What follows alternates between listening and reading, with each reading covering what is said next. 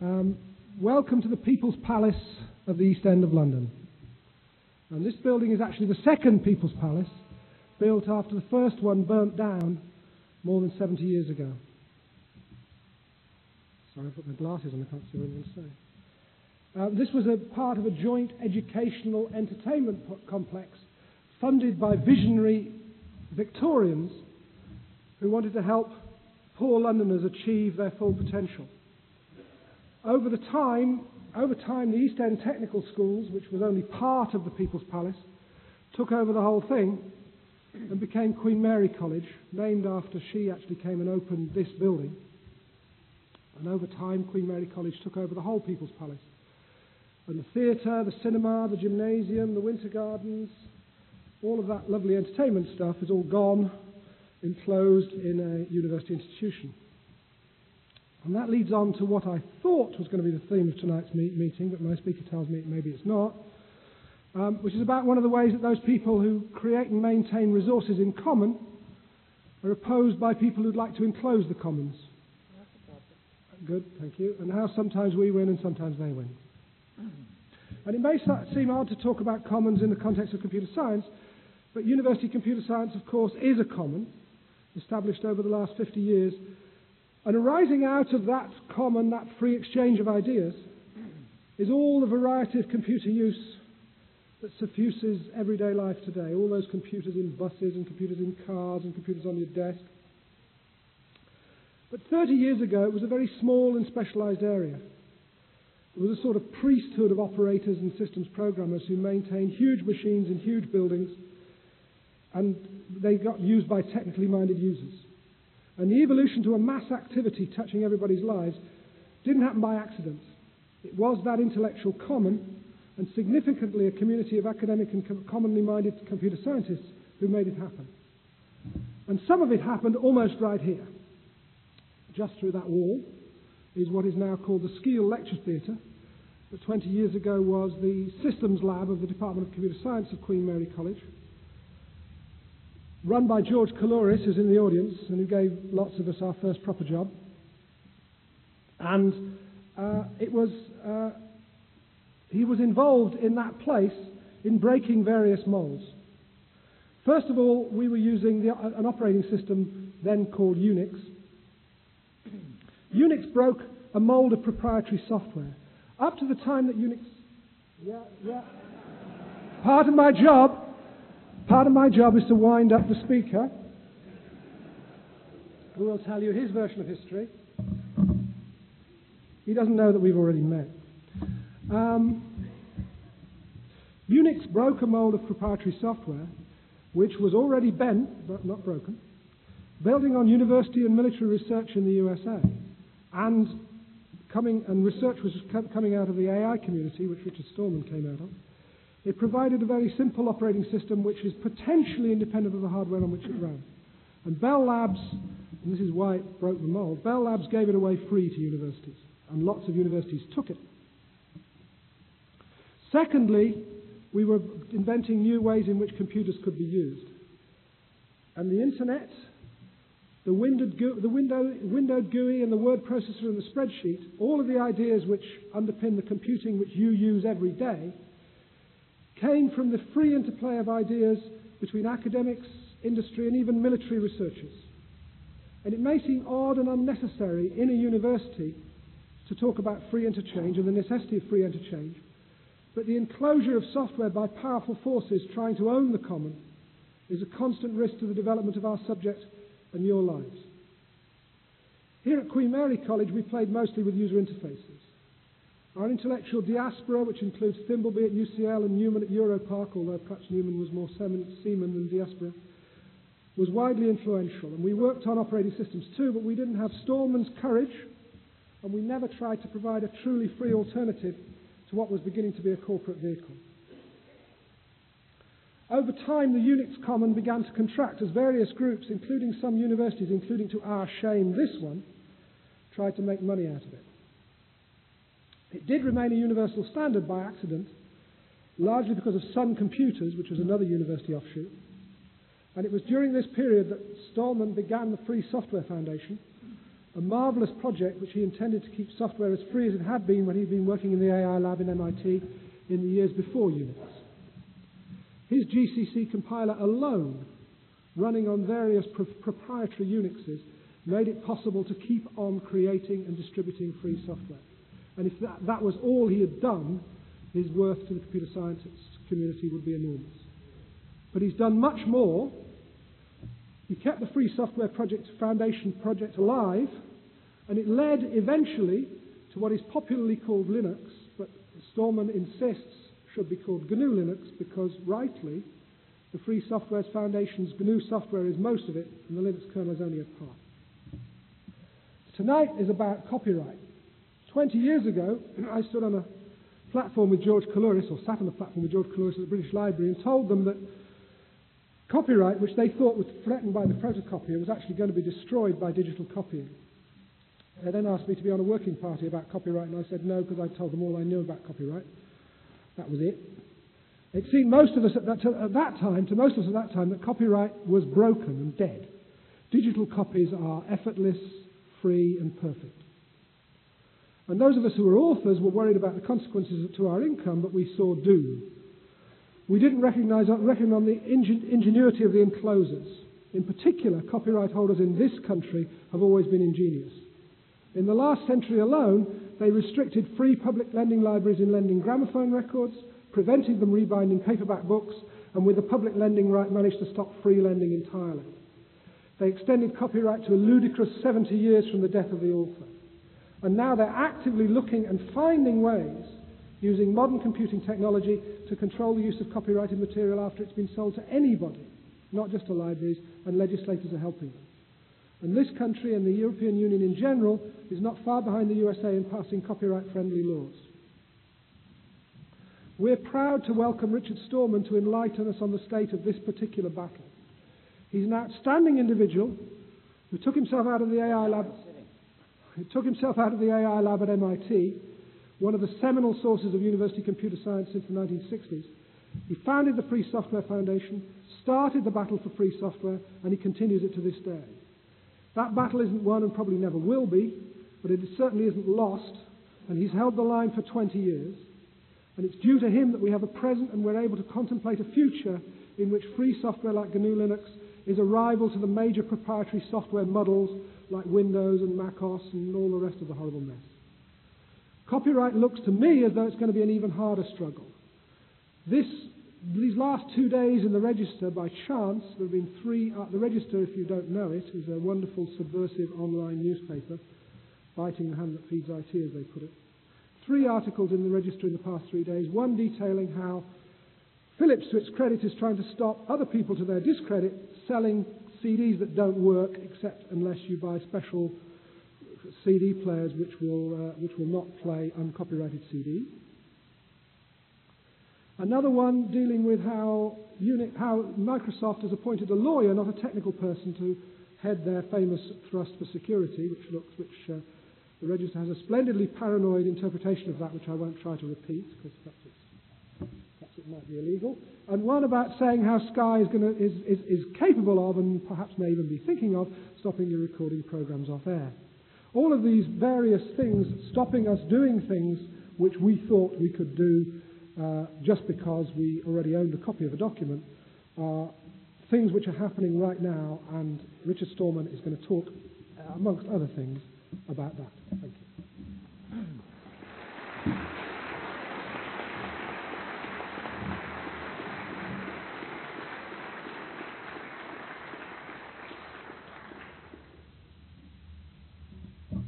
Is this what I should use?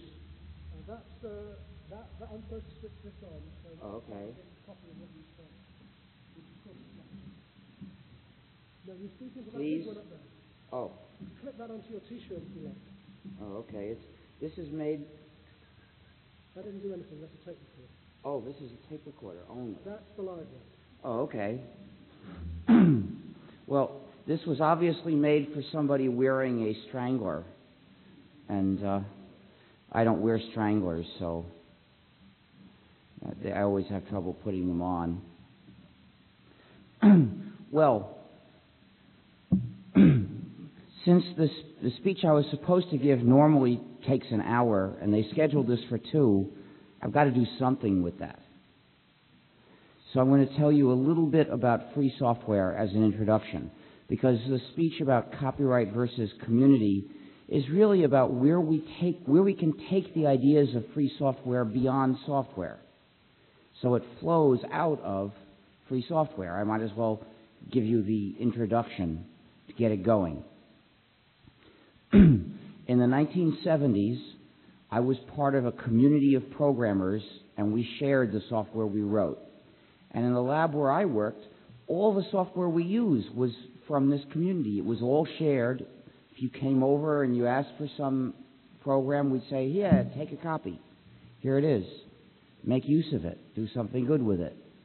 We were working to advance human knowledge, not to attack and hold back somebody else. But this community sort of died in the early 1980s. And from the experiences that happened, when I got to see what proprietary software was like, what the alternative was like, which was the way most computer users had been living for years, I thought, this is morally ugly. I refuse to live this way. But what could I do? At that point, all the operating systems for modern computers were proprietary, including Unix. That is, to get them, you had to sign a non-disclosure agreement. Yeah, for a while at a university, they wouldn't charge you a lot of money, but you still had to sign a non-disclosure agreement. And a non-disclosure agreement means a promise not to teach others. For people who believe in advancing human knowledge, there can be nothing more vicious than a promise not to teach others. It attacks directly the root of the idea of learning and of human knowledge. So the only way I could work with computers and not be part of that ugly world was to build another operating system.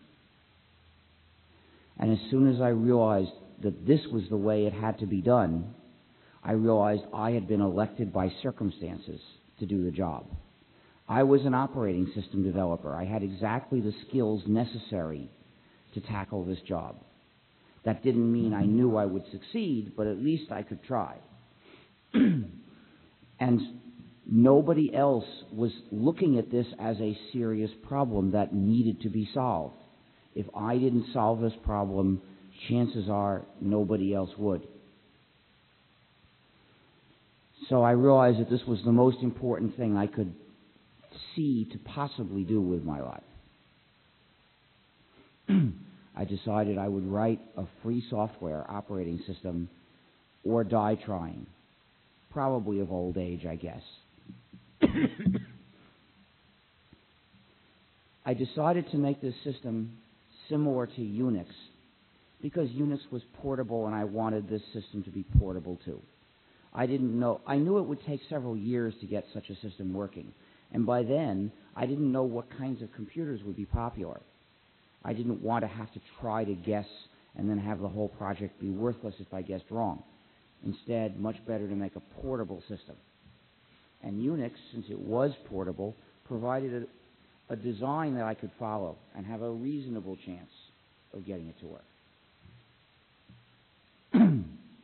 So I decided to make a Unix-compatible free software operating system, and then I gave it the name GNU, following a tradition of programmers' humor.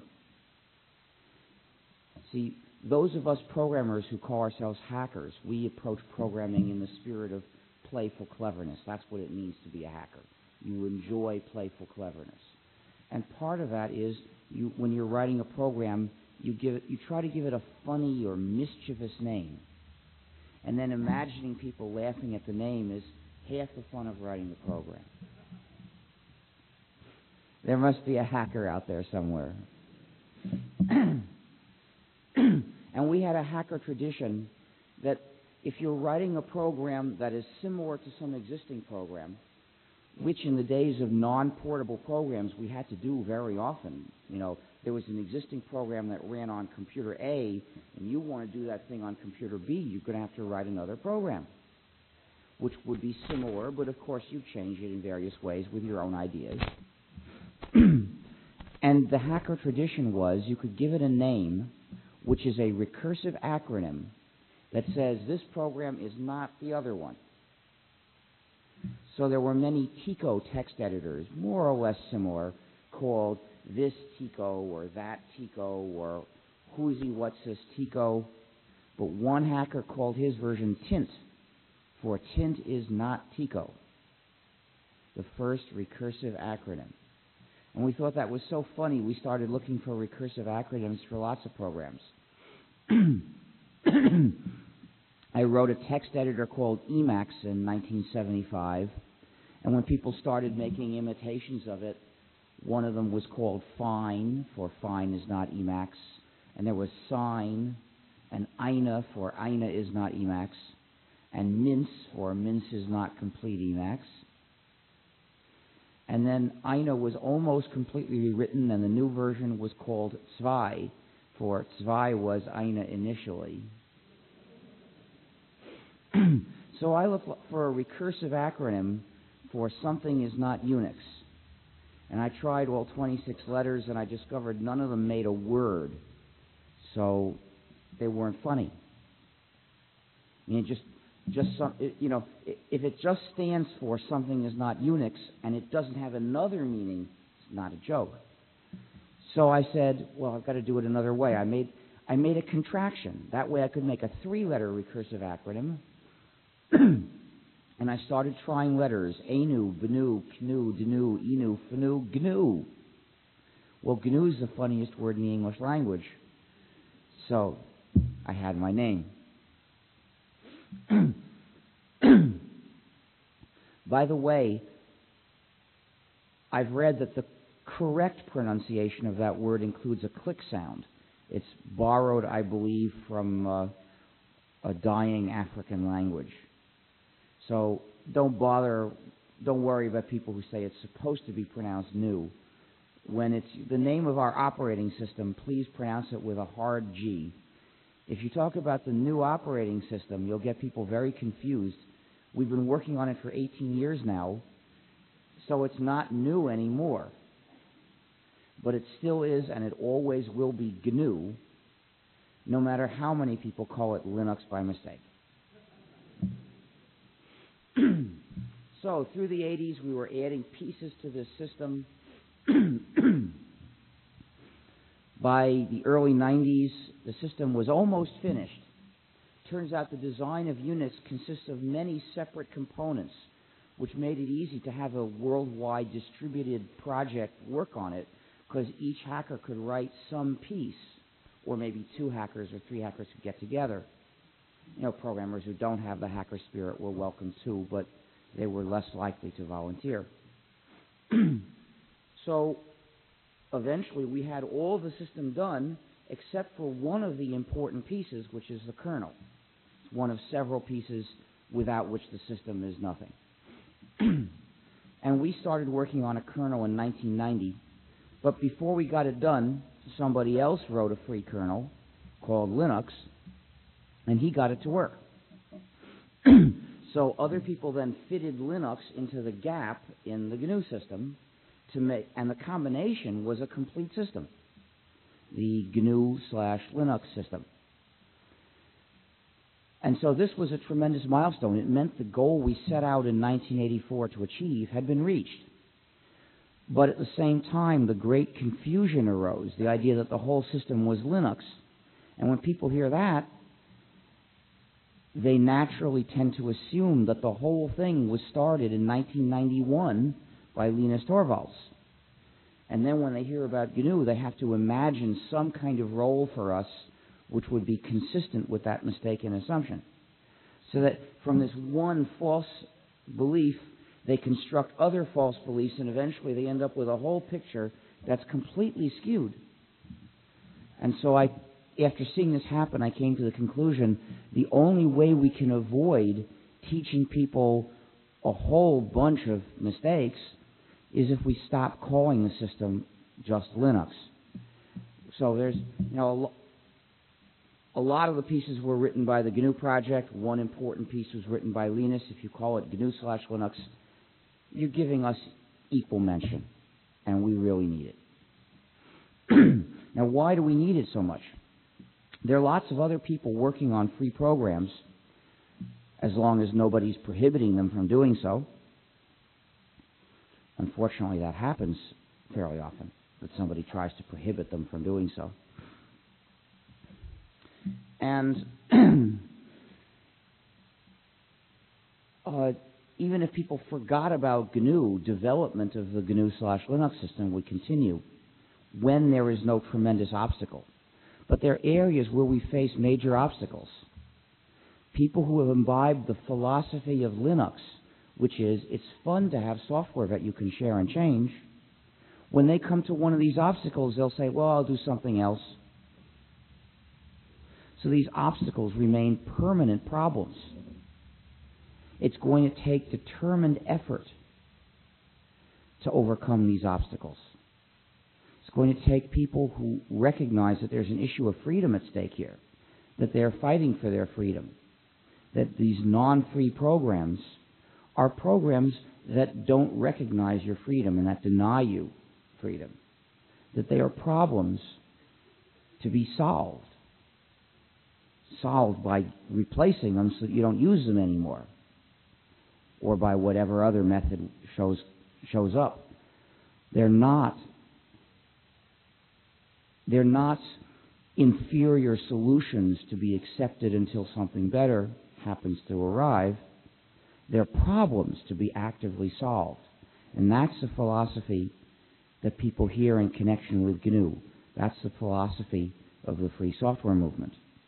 The philosophy of free software is that you're entitled to the freedom to study what a program really does, to change it in case it doesn't do what you want, change it to do the things you need, and to redistribute copies to other people so that you can share knowledge with the rest of humanity. No society can afford to put obstacles in the way of sharing knowledge with the rest of humanity.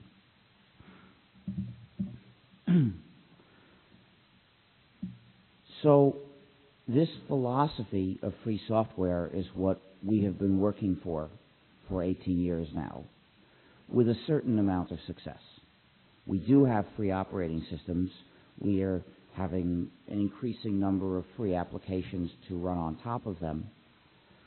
And there are many people who see practical benefits as well resulting from these freedoms. Now, it's true, when people have freedom, that tends to bring practical benefits. After all, the freedom to do something you don't want to do, like clean a toilet with your tongue, is not going to be a big political issue. If there were a law against cleaning toilets with your tongue, I don't think very many people would demonstrate in the street against this law. Clearly, issues of freedom are important when it's the freedom to do something that people find useful to do. People actually want to do sometimes. Then they get angry when their freedom is taken away. Then it's an issue of some significance. And so there are many people who have found that they appreciate the practical benefits they get from having freedom to help themselves and help their neighbors. And yet many of them refuse to recognize this as an ethical or political issue. They treat it as purely a technical issue. Yes, we recommend allowing people to study and change and redistribute the software because that helps us develop more powerful software faster, gives better technical results. And that's all they say. That's as deep as they go. That philosophy is called the open source movement. That's the the name that these people have chosen for themselves, the people who promote that view. We in the free software movement recognize these practical benefits as things that often happen, and they're nice to have, but they're not the be-all and end-all. They're not the most important goal. The most important goal is to be able to live in an upright way, treating your friends decently, helping them when they ask you for help.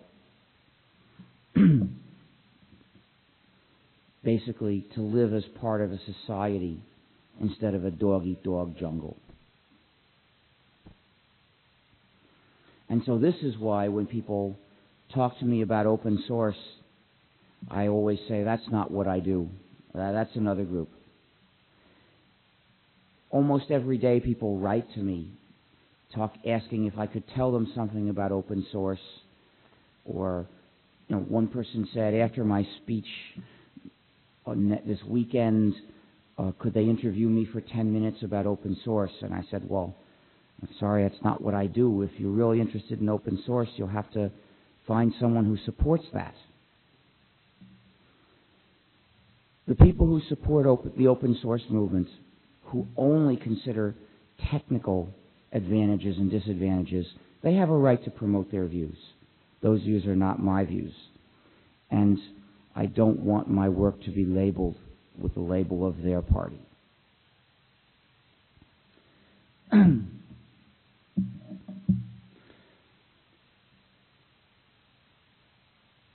And of course, whenever I send such a response, I always give somebody the option of deciding that he's actually interested in free software, and then I'll cooperate and give him the interview or answer questions for his report or give him advice or whatever it is he's wanting.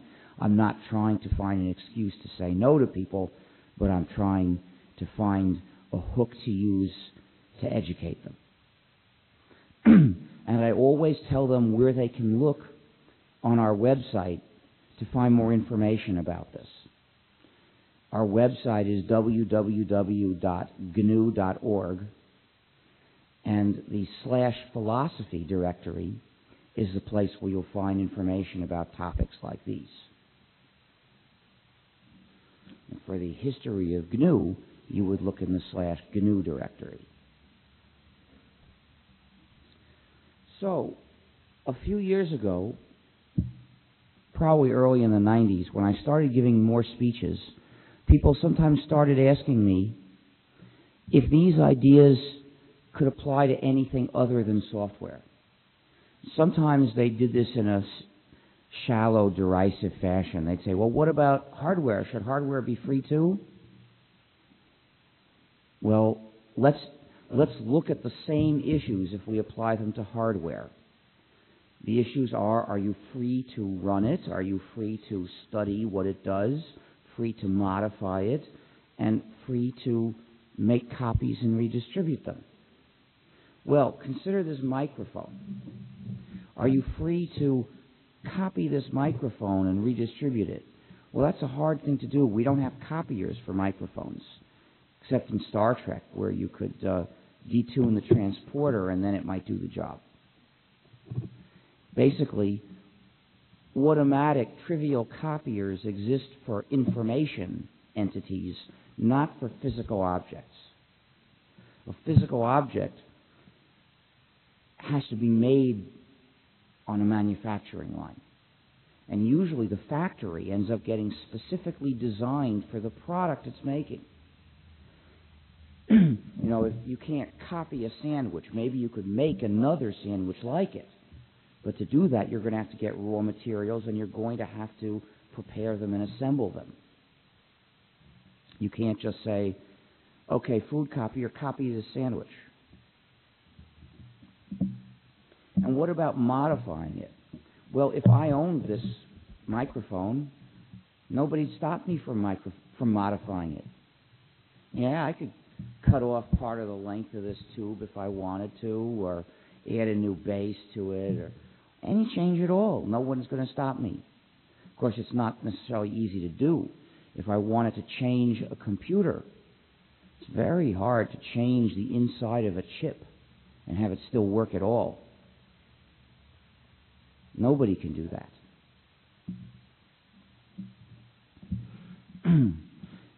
Back in the 60s and 70s, people actually used to modify computers in substantial ways.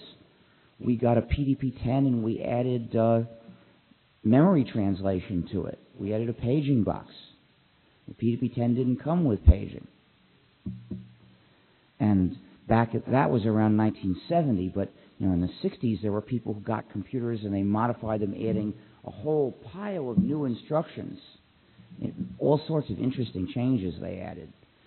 Maybe that was a way for students to learn hardware design skills, add a feature to the computer. So the issues of free software don't translate to physical objects. They only make sense for information. So let's look at those issues applied to information. Of course, they make sense for published information. There are other kinds of information like personal information, which are completely different ethical issues. I think it's entirely reasonable to expect that your doctor should keep your medical records secret. I sure wish the police didn't have the right to barge in and look at them whenever they felt like it. I think it would be reasonable to expect your internet service provider to keep the records of what you had done secret. The police shouldn't be making them keep these records and keep a permanent dossier on everything you've ever done, which is what the government of the UK is trying to set up.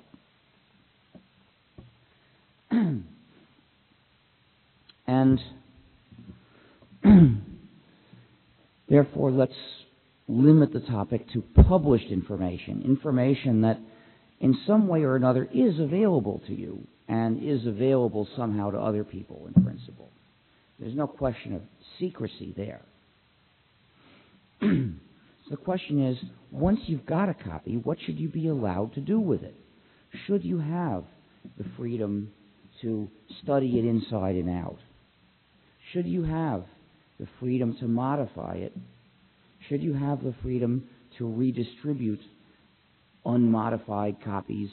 Should you have the freedom to distribute modified copies? These are issues that all make sense for any kind of published information. But what are the answers to them? Now, I think it's a mistake, a fundamental mistake in thinking, to take a conclusion from one example and then try to generalize it to whenever you don't see a big obstacle to generalization. And the reason is that lots of areas of life involve trade-offs between different goals. In other words, they involve paying a price to get something. And a good price to buy this thing may not be a good price to pay to get that thing. To get a new car for £500 is a wonderful deal, probably. To get a container of milk for £500 is a horrible deal. But the price is the same. The same price is not a good price for everything. So, when we're dealing with ethical questions, what's the right way to handle this situation or that situation? Analogy tells us very little.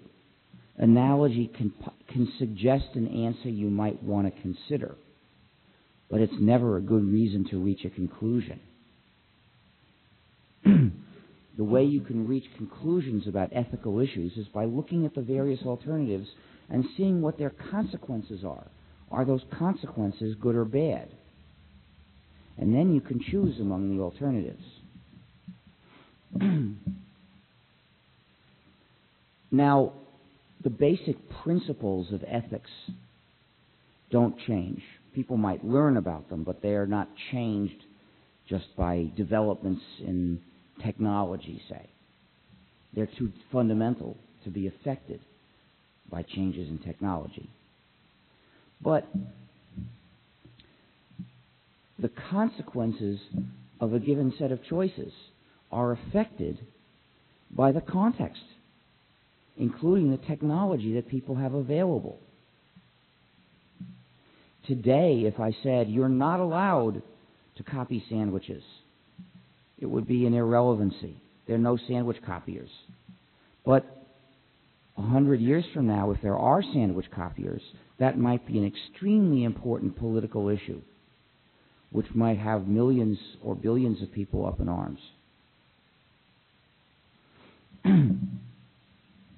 Because the change in technology alters the consequences of the same set of alternatives, and therefore affects which of these alternatives is a good choice. This has happened tremendously in regard to the history of copyright. So let me talk about the history of copyright and connect it with the history of copying. We've seen a number of changes in copying technology through the millennia. In the ancient world, copying a book was done with a pen and ink. You read one copy and you write another. That was the best technology anybody had, and it had certain consequences. First of all, just about anybody who was literate could copy books reasonably easily, that is, as easily as anybody else. It's true that if you spent all day copying books, you'd get somewhat better at it, but not many orders of magnitude better. And another consequence was there was very little economy of scale. To make 10 copies took about 10 times as long as making one copy. And another consequence was nothing insisted that the copies had to be identical to each other. And in the ancient world, there was a continuum between copying a book and writing a book. Of course, they understood the difference. They would recognize, oh, this is a play by Sophocles. It was written by the author is Sophocles. They understood that concept. But in between writing a play and copying a play, there might be other things. There were other things that you could do. For instance, you might copy part of a certain book and then write some more text of your own and then copy some more and write some more and so on. This was writing a commentary. And it was a useful thing to do. Some of them became popular. Or you might copy a passage from a certain book and write some text of your own, and then copy something from another book and write something of your own, and copy from a third book and write something of your own. Compendia such as these were also very useful and popular, and there are books that are lost, but parts of them survive where they were quoted in something else, and sometimes substantial parts were quoted.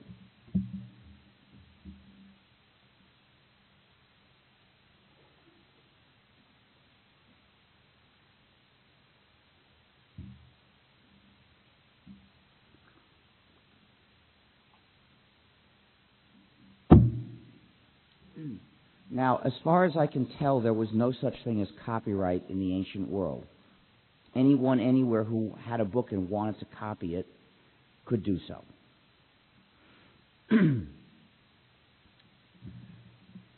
But technology advanced. Printing was developed. The printing press changed the nature of copying. It made copying easier, more efficient, but not in a uniform way, because it was a lot of work to set type and much less work to make each copy from the type that had been set. And the result was that there was now a tremendous economy of scale for making many identical copies. It also meant that specialized equipment was needed. Not every literate person had a printing press and type. In fact, only a small number of them did. It was a substantial investment. Essentially, if you had a printing press, you were now a publisher.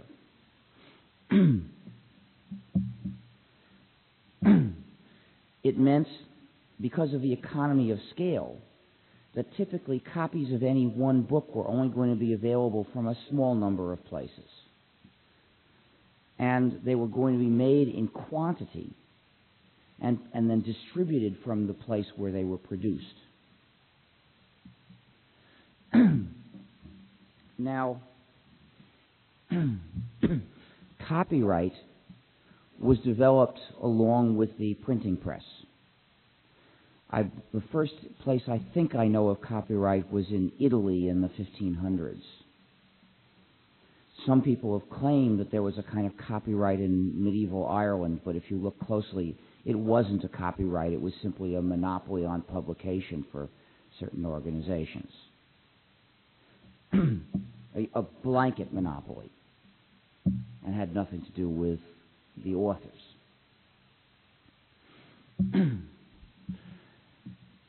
Now, copyright fit in fairly well with the printing press technology of the time. Oh, one other point. When there was a printing press, that didn't mean people immediately stopped copying by hand. Handmade copies continued to be made, sometimes by very rich people to show off how rich they were, and sometimes by poor people who couldn't afford even a printed copy. But, there's a song that says, "Time ain't money if all you got is time." And that's the reason why poor people sometimes copied books by hand. They had time to do that, but they had no money. Well, copyright fit in well with printing press technology. For one thing, it had the nature of an industrial regulation.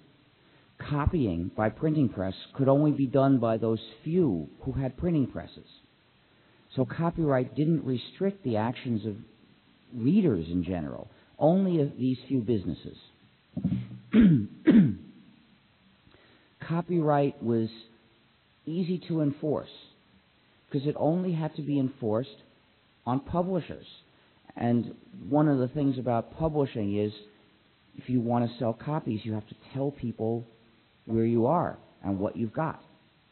So you're easy to find. There was no need to break into people's houses to see if they were violating copyright. And in fact, although people continued to make copies of books by hand, there was no attempt to enforce copyright law against them. It was understood as an industrial regulation. Well, actually, in England, it was first understood as a means of censorship.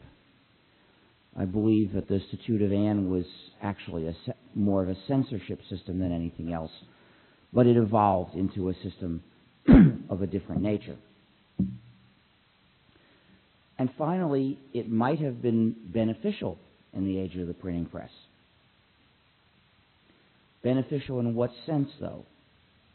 Well, when the U.S. Constitution was being drawn up, there was a proposal that authors should be entitled to a monopoly on printing their writings. This proposal was rejected. Instead, a different proposal was adopted, which says that Congress has the power, not the obligation, only the power, to promote progress by adopting a system that we now know as copyright. In other words, the system is stated to exist for the sake of promoting the progress of science, actually. And how is it supposed to do this? Well, it provides an incentive. The idea is that if copyright makes it easier for authors to make a living, they will write more books, and then all of us will get the benefit of the consequences of this. More books that we can read, more books available in the bookstore, and also the benefit of the discussion of ideas that is the result from people publishing books. So the purpose was social benefit, not benefit for private parties. The purpose of copyright is to modify the behavior of copyright holders, not to specifically to benefit them. So it doesn't reflect an idea that they are somehow more important than other people. It's an attempt to motivate them to do work. And it could be that this trade was a good one. You see, it's thought of as a trade. People speak of the copyright bargain, where the public trades the freedom to make copies and in exchange gets those benefits. Well, in the age of the printing press, this trade had an interesting characteristic. The public was trading a freedom it could not exercise. If you didn't have a printing press, you couldn't mass produce copies. So the freedom to do so was an irrelevancy. It was moot. So when you have something that's of no use to you whatsoever, if anyone offers to take it off your hands for a non-zero price, that's probably a good deal. So copyright in the age of the printing press was probably a good deal for the public.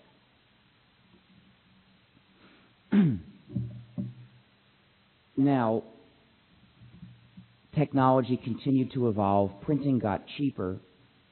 Eventually, I think around 1900, printing got so cheap that hardly anybody, not even poor people, bothered to write out copies by hand anymore. And so the idea that that was done by poor people got forgotten. We came to think that copies were always made on printing presses. Copying was synonymous with publishing.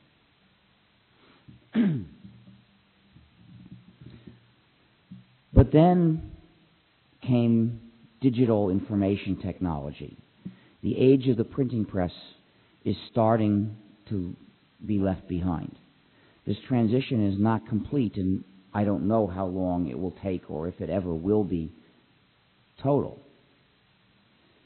But digital technology is becoming an important method for the public to manipulate and redistribute information. And already in the 1970s, people began to notice that there was a conflict between the capabilities that digital information technology gives to the public and the desires of the publishers that the public should not have these capabilities. Since the publishers typically dominated the debate, they said that digital technology created problems for copyright, effectively elevating copyright to the status of an end in itself, forgetting that it's a means, or inviting us to forget that it's a means. You'll find they frequently do that. Now, I would say rather, copyright creates problems for digital information technology. It creates obstacles for the users of digital information technology, stopping us from doing the useful things with it, stopping it from using it for what it's good for and what it's designed for.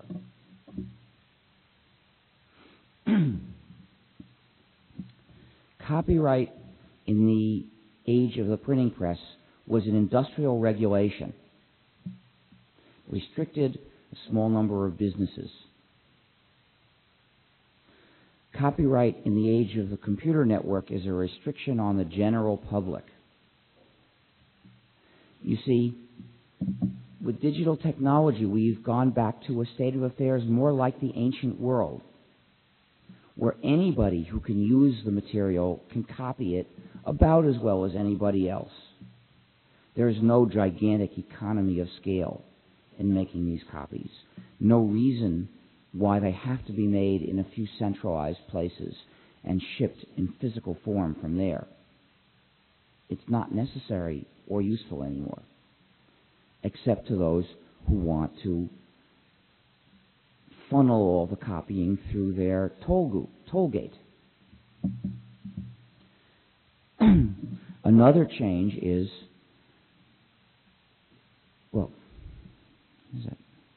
I'm getting a little bit confused. I'm a bit too sleepy. collect my thoughts. Now, I don't want to take questions yet. I'd rather save them for the end, and there should be plenty of time for them. So, copyright was set up as a system to let authors restrict publishers for the sake of the general public. The digital technology is transformed into a system to let publishers restrict the public in the name of the authors.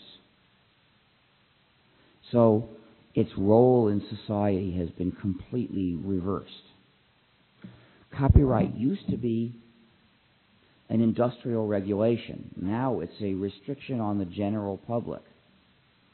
Copyright used to be easy to enforce because it only had to be enforced on publishers, and publishers, by their nature, are advertising to the public and easy to find. Now it's hard to enforce. It requires essentially intruding into everybody's life, restricting what they're allowed to do with their computers, prohibiting useful software because it enables them to get too much use out of their computers. Copyright used to be fairly uncontroversial as a consequence of being an industrial regulation and easy to enforce. Now it's starting to stir up opposition from the public who see that they are being restricted. And finally, copyright used to be a beneficial trade for the public. The public traded away a freedom which in practice it could not exercise. Now it can exercise this freedom. Now this freedom is not useless and worthless in itself. Now it's useful.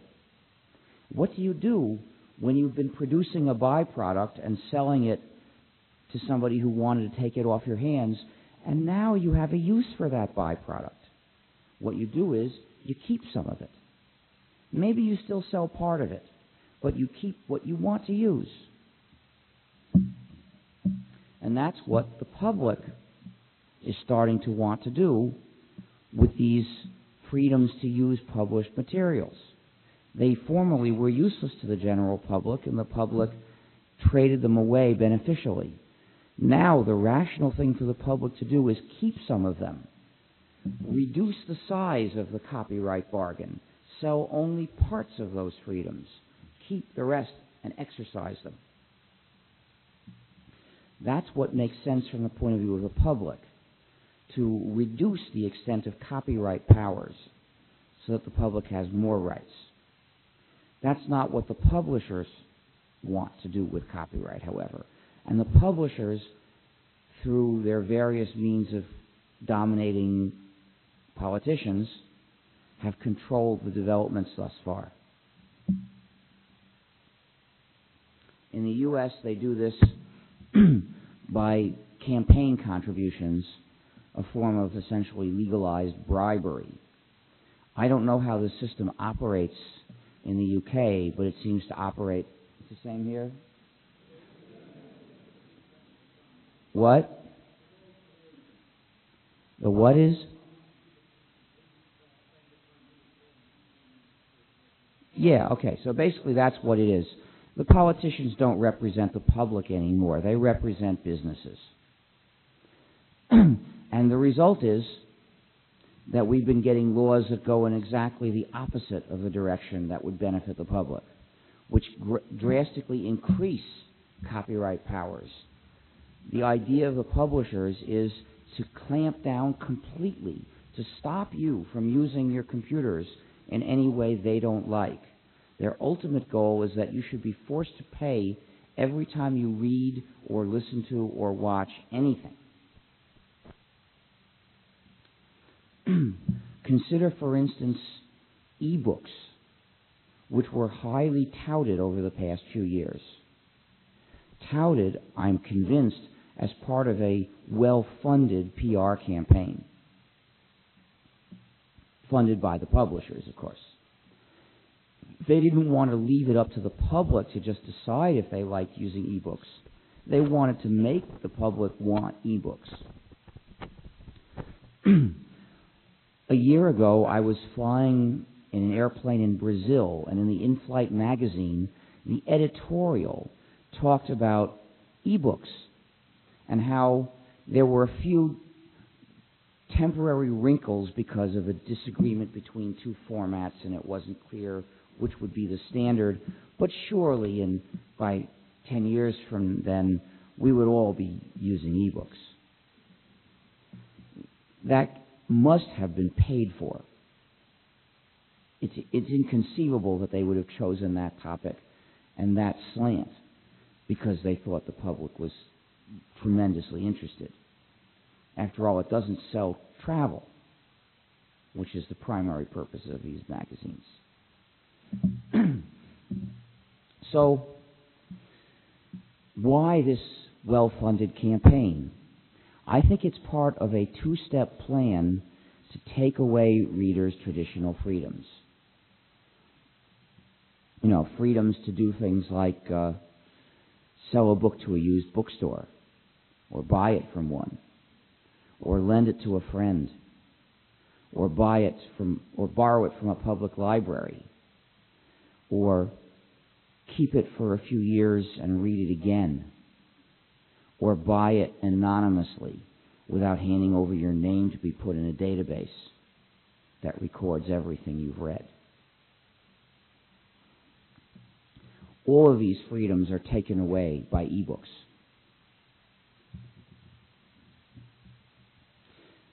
Now, if the publishers proposed a law taking away these freedoms for printed books, they probably couldn't get that through because there'd be too much uproar.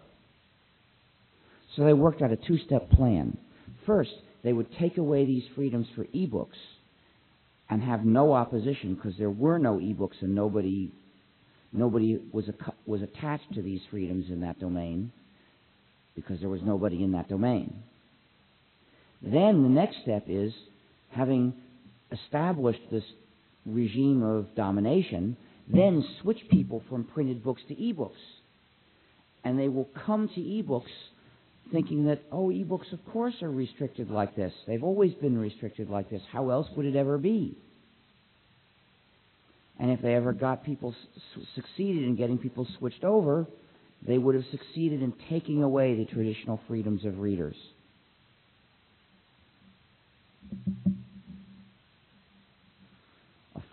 By the way, this reminds me of a further piece of 1984-ish doublespeak is when they talk about putting a new restriction on the public, they call it establishing a right.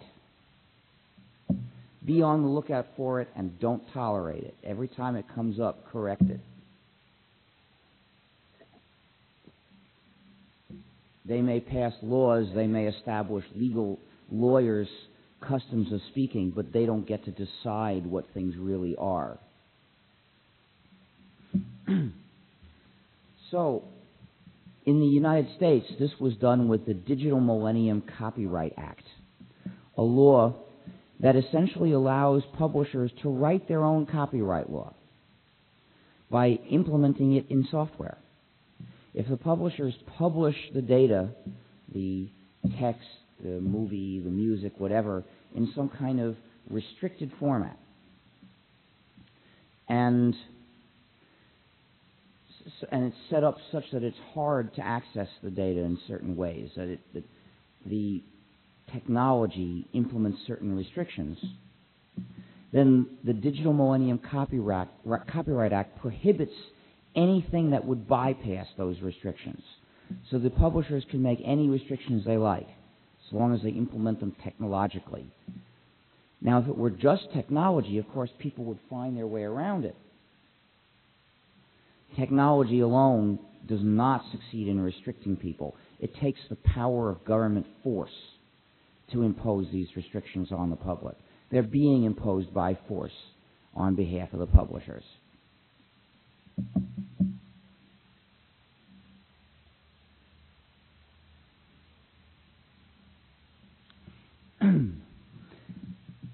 A few years ago, some people in Europe, including a 16-year-old Norwegian programmer, worked out the way movies are stored on a DVD. And they developed a free program to access the data off the DVD, thus laying the groundwork to make it possible to watch a DVD that you have bought using free software on your free gnu+linux operating system. The movie companies sued the people in the U.S. who were distributing copies of this program and made them stop. And recently, Jon Johansson, the 16-year-old who's now a few years older, has been charged with a crime in Norway at the behest of the U.S. government. There are protests starting to happen in Norway. Last summer, a Russian programmer was arrested before he could leave the U.S. and charged with helping to write in Russia a program that converted these restricted e-books into an open format that free software could access and that many programs could access and that you could copy and use flexibly. This program was legal in Russia, but it was illegal in the U.S. And so at the request of Adobe, which is clearly essentially our master in this area, the United States government arrested him. And protests began weekly in several cities. Protests against the arrest of Dmitry Skryarov and also protesting against the Digital Millennium Copyright Act. Skryarov was released a few weeks ago. He agreed to testify to certain facts. The U.S. government is presenting this as agreeing to testify against his employer. The employer says that's not the way it is. In any case, he has been allowed to return to Russia. But Russian programmers must be afraid of visiting the U.S. now, afraid that they will be arrested because of unjust reasons. It used to be that Americans had to be afraid of visiting Russia, that they would be arrested unjustly. It used to be the Soviet Union that made the strenuous attempts to crush forbidden copying, samizdat. Now it's the United States which does this. The Soviet Union employed a range of methods to stamp out forbidden copying. First of all, they had guards watching copying equipment to check what you copied, to make sure it wasn't something that was forbidden. Second, those who they caught doing forbidden copying were punished harshly, imprisoned for years or sent to Siberia. Third, to help catch people, they asked for informers. They asked everyone to rat on their neighbors or coworkers to the information police. Fourth, to help catch people also, they used collective responsibility. You're going to watch that group. If I catch any of them doing forbidden copying, you are going to prison, so watch them carefully. And fifth, propaganda starting from childhood to convince people that only a vicious enemy of the people would ever do this forbidden copying. The United States today is using all of these methods. First, guards watching copying equipment. In copying stores, that's what the staff do. But watching what you copy on your computer would be too expensive with human labor. So instead they put robot guards into your computer. That's what the Digital Millennium Copyright Act is all about. Second, harsh punishments for people who do forbidden copying. 10 years ago in the U.S., if you made copies of something and handed them out to your friends just to be helpful, that was not a crime. It had never been a crime. Now it's a felony. You could be put in prison for years for sharing published information with your neighbors. Third, soliciting informers. There are ads in the subways, there are ads on television asking people to rat on their coworkers to the information police. which is otherwise known as the Business Software Alliance. And they send really nasty letters to people saying, have you been checked for compliance recently? I'm sure you're violating the law. You, of course, should be scared of prison. It's really trying to terrorize people. In Argentina, the letters they sent threatened people with getting raped in prison if they had forbidden copies of software.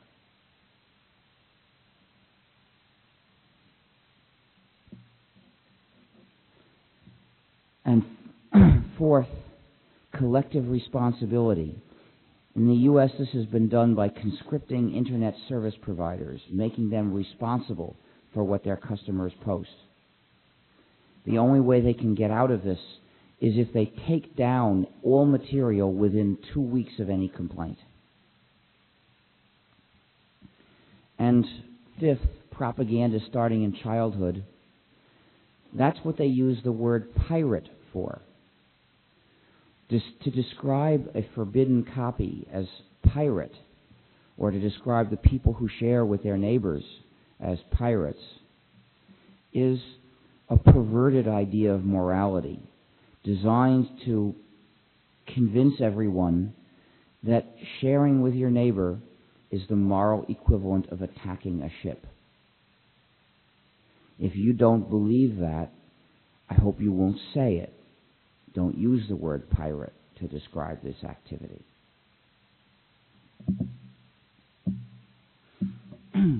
Now, it's no accident, this similarity.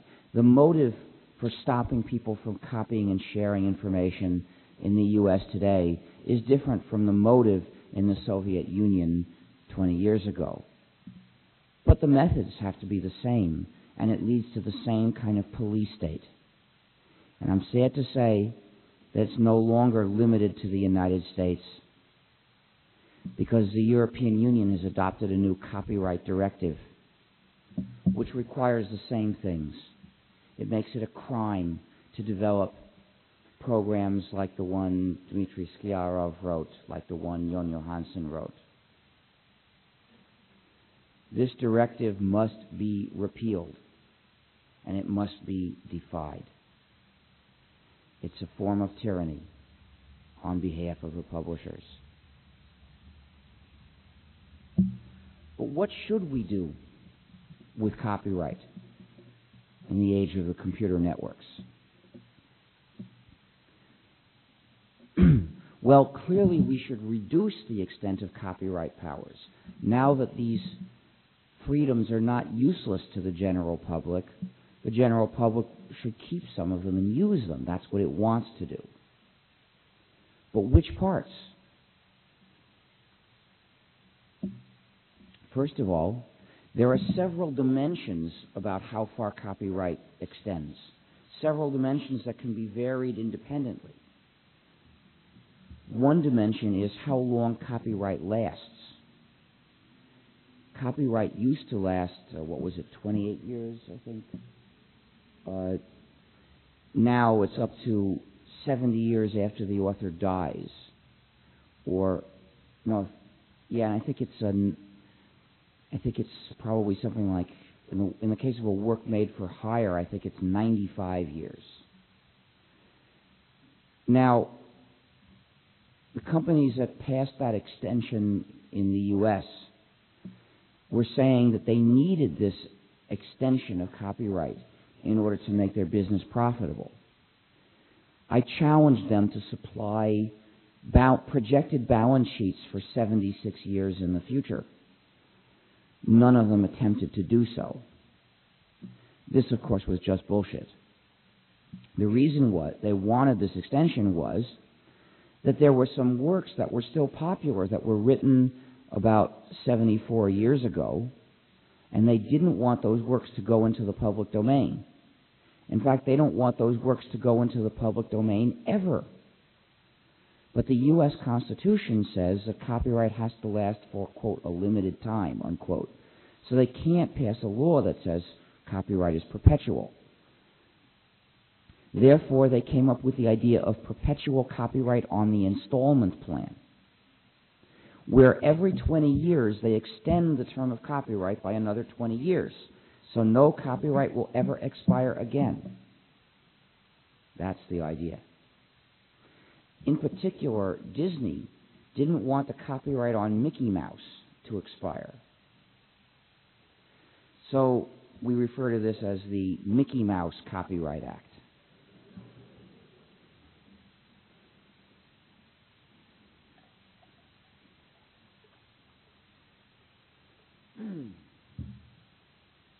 So the length of time, the duration of copyright is one dimension. But another dimension is which activities it covers. For instance, copyright, there's commercial distribution and there's non-commercial. You know, copyright could cover commercial distribution but not non-commercial distribution. That might make sense for some kinds of works.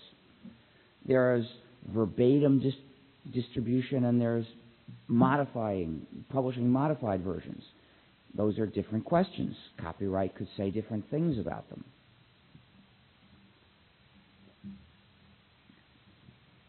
And there are other distinctions that can be made too. We should not aim for the simplest and most uniform possible copyright laws, because that gives us a small number of extreme choices. It's as if you decided you were going to go shopping and you would pay for any item either £1 or £1,000, but nothing in between ever. That would clearly put you at a disadvantage. Much better to have a broader range of possible choices for how much you want to pay for any given item.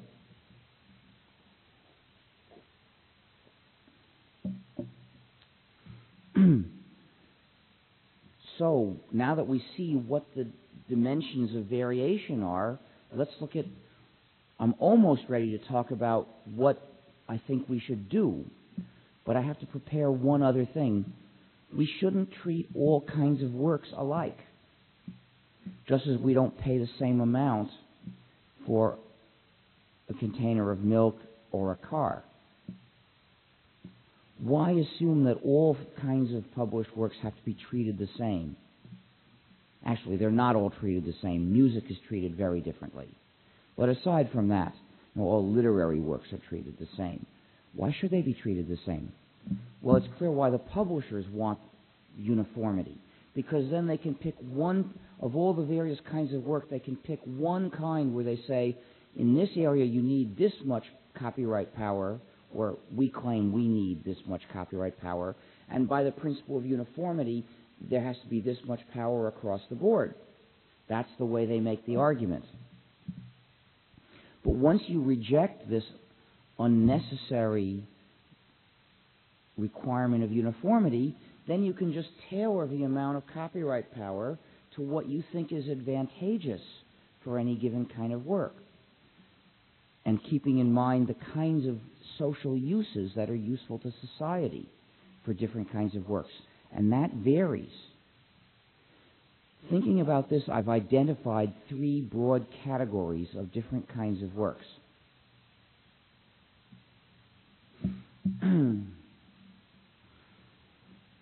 First, there are functional works, works that you use to get a job done.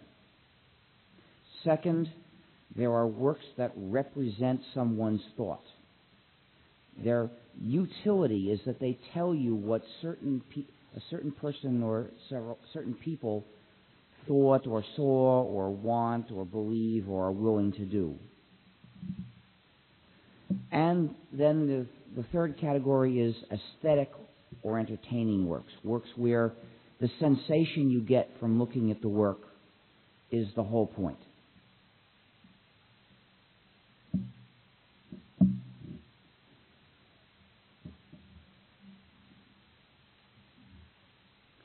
So these 3 categories of works, I believe, need to be thought about separately when we think about what copyright should do.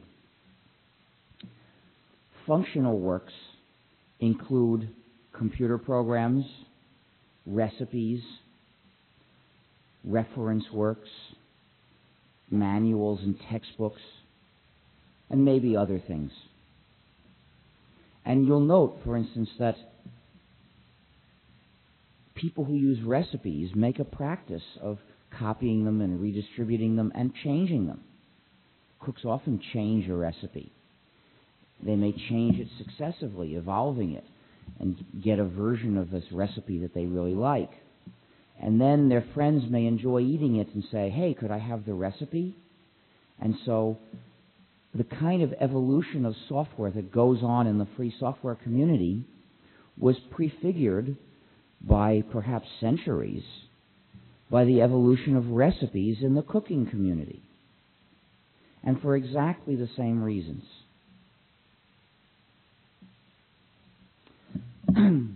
So all the conclusions I reached for software, that you have to have the freedom to study it, modify it, redistribute it, even publish a modified version, all these conclusions apply to all kinds of functional works, such as recipes and dictionaries and encyclopedias and manuals and textbooks.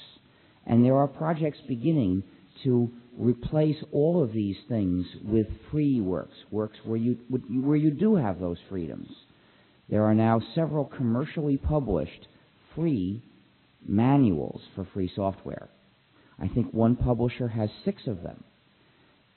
They sell copies, of course. They're a commercial organization. They're in that to make money. But when you buy a copy, you have all these freedoms, and the source code is available. Well, I say source code, I mean the marked up text that you could format and conveniently edit. It's not really source code in the sense of a program. There are free dictionary projects, including a free Spanish dictionary and a free dictionary of Walloon. And these projects, by their success, show that we can make free dictionaries for any language, and we should. Another area is free textbooks. There's now at least one free textbook of computer science. There's also a free encyclopedia project that's going great guns. When I published an article a couple of years ago urging the need for free encyclopedias and dictionaries, or specifically though for a free encyclopedia, I thought it might take 20 years. Now I don't think it'll take that long. I think that in 5 years we will have a rather copious free encyclopedia. I believe that there are tens of thousands of articles already.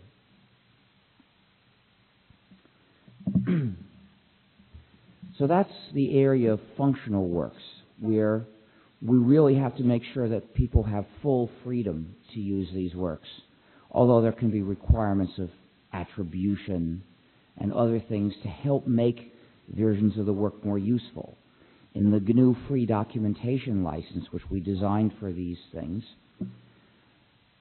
there are provisions for preservation of acknowledgments, preservation of information about the history of the work itself, where to find previous versions. There can be endorsements which have to be deleted in any modified version. So suppose there's a book which is endorsed, suppose it's about some area of medicine. Well, some board or some association of doctors could endorse that version. And people are allowed to make modified versions, but they have to delete the endorsements so that there's no confusion about which version is actually officially regarded as valid by whatever body. People who make the modified versions would have to seek their own endorsements for those.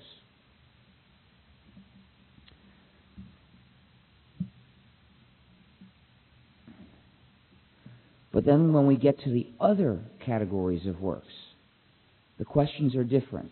The same questions can be asked, but I think the answers are partly different. For works that represent somebody's views, I don't believe that publishing a modified version is a useful activity for society. In effect, that's misrepresenting somebody. These works include essays of opinion, memoirs,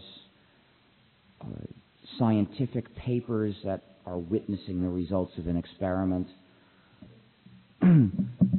catalogs and offers to buy and sell, and probably some other things as well, all of which are primarily of use because they say what a certain person thought, or saw, or believes, or wants. So only verbatim copying, I believe, is socially appropriate for these works. And because of that, there's no need to think about the question of whether you can publish commercially a modified version. And that means we can envision the idea that commercial publishing could be covered by copyright and limited, but non-commercial redistribution could be everyone's right. Now, this is enough to make it possible to have the existing publication system continue more or less, continue providing the same tiny fraction of the money to authors, if we're really satisfied with such a small fraction in the first place. And so the system of publishing would be basically unchanged, but we wouldn't have to fear the information police, because non-commercial redistribution would be allowed. Copyright would once again become an industrial regulation, not a restriction on the general public. And it might once again be an advantageous policy for the public once its powers are pinned back so they don't attack the general public. The third area, aesthetic or entertaining works, is a hard one for the question of modification. On the one hand, there's the idea that an artistic work can represent the vision, an artistic vision that shouldn't be tampered with. On the other hand, we see the folk process, which manages to improve works and produce things that are very rich if you allow it to function. Some of Shakespeare's plays involve stories that were borrowed from other writers, and if today's copyright law had been in effect then, he would not have been allowed to publish them. Now, he borrowed the stories. Of course, he wrote a very different play. But even smaller changes can be an improvement. I've heard about a very recent film called Star Trek: The Phantom Edit. Somebody managed to obtain a copy of Star Trek: The Phantom Menace and edit it, rearranging scenes and removing scenes, cutting scenes and so on. He couldn't add any new material. He didn't have the ability to do this in an effective way. All he could do was remove and rearrange, starting from Star Trek: The Phantom Menace. And people who've seen his results say it's better.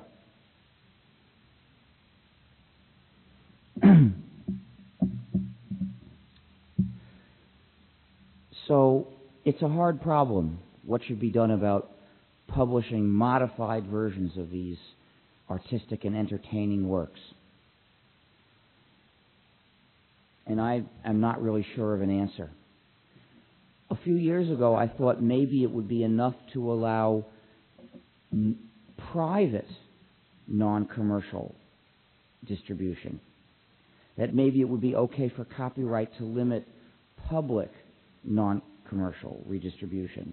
And then I saw Napster, and I realized that public, non-commercial redistribution was tremendously useful, and therefore should not be, that the freedom to do this should not be taken away from the public.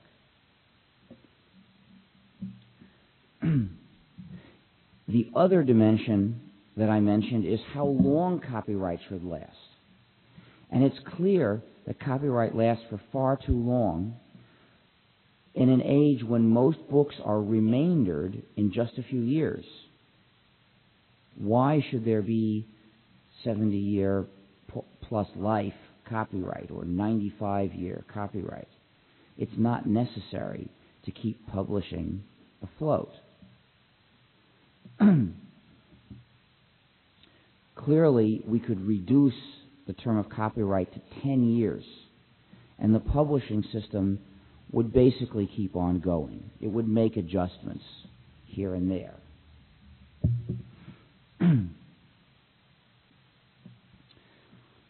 And you could argue that it should be even shorter. I was once talking about this on a panel with some admired science fiction writers, and the person sitting next to me said, 10 years? That's ridiculous. Anything more than 5 years is outrageous for copyright to last. And he talked about how he was having trouble reclaiming the copyright from the publisher who'd let his books go out of print. And what you find when you look into this is that the publishers are constantly saying that they're doing this, they're oppressing us for the sake of the authors. And then when you look at how they really treat the authors, they treat the authors like dirt. It's pitiful what publishers do to authors.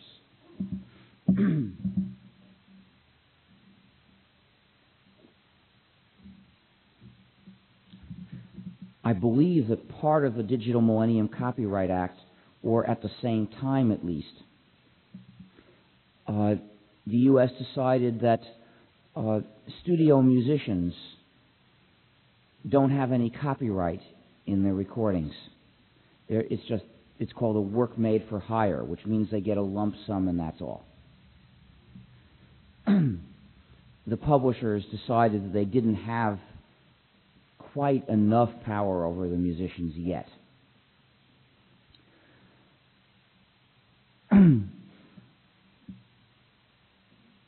I read an article by an author which ended on the net, which ended up asking people to please cooperate with the copyright system for the sake of authors, and in the process, he revealed that his book had been in print for more than 20 years, which is pretty good.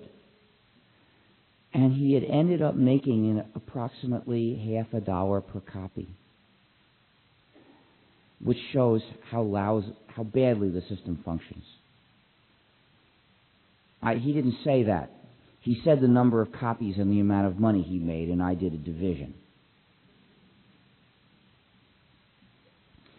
I've read that the record companies pay out 4% of their sales figures to musicians.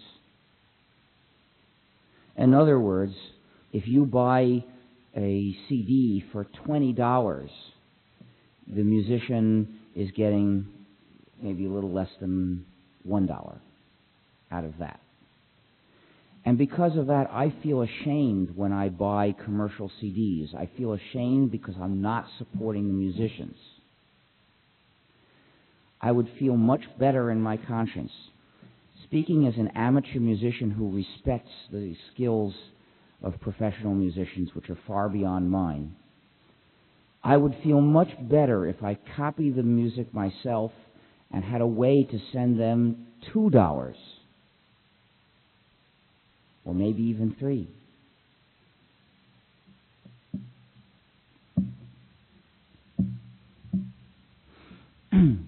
And of course, that 4% is not uniform. A few rich and very successful musicians get eventually to a position where they can negotiate the contracts the way they want to. And they get more than 4% of their sales figure, which means, understanding what averages mean, that most musicians get less than 4% of their record sales figures. Here's how it works. The record company spends some money on publicity for the record, and they charge this as if it were an advance against royalties. So when the records start getting sold, nominally the musicians are getting money from that, but really they're not. They have to sell quite a lot of records before they start to see any money coming in from it. all they get is publicity. That's all they get from their record contract in most cases. Well, publicity is useful. It is important. It means more people will come to their concerts, for instance, and pay them some money, actually. Maybe these people coming to the concerts will buy their records. You know why the musicians really want you to buy their records at their concert? Because then they get the retailer's share. And that they really get. Whereas the royalty share, they probably will never see. And it might be smaller anyway. Surely is smaller anyway. So, this system that restricts the public in the name of the musicians really provides the musicians in most cases with nothing but publicity. Well, I know another way we can provide musicians with publicity, by copying the recordings and sending them to our friends.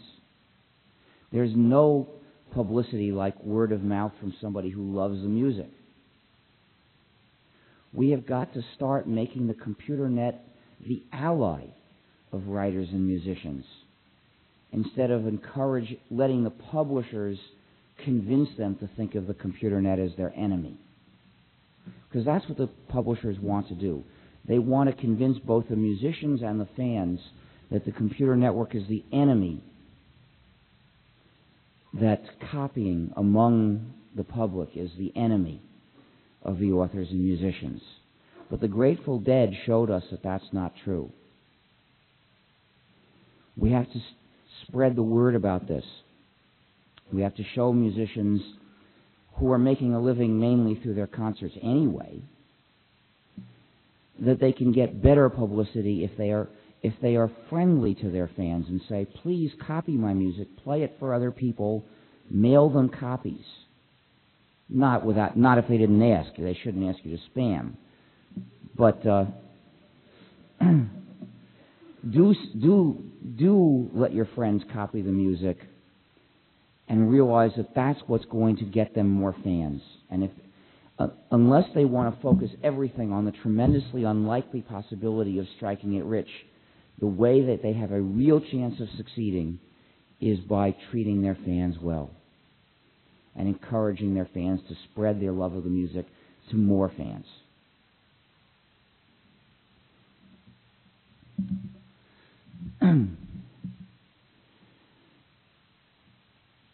And I have one further idea for how we can help make the computer networks the ally of writers and musicians.